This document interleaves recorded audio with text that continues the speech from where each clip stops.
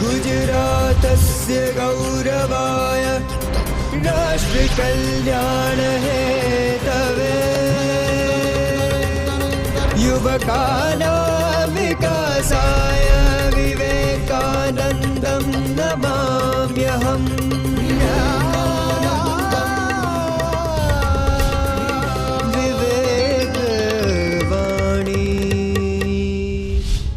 સ્વામી વિવેકાનંદ આપણી દરેક સમસ્યાનું સમાધાન શિક્ષણમાં જુએ છે.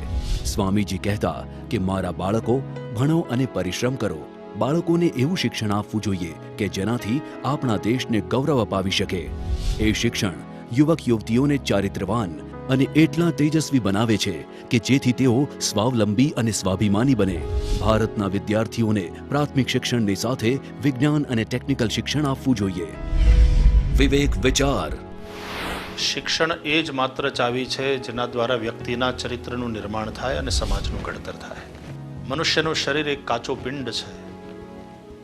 એ માટીના પિંડમાંથી એને યોગ્ય આકારમાં ઢાળવાનું કામ શિક્ષણ કરે છે. વ્યક્તિના ચરિત્રને બદલવા માટે શિક્ષણ એ જ ઉત્તમ માધ્યમ છે. ચાણક્યને યાદ કરીએ, શિક્ષક સામાન્ય નહીં હોતા.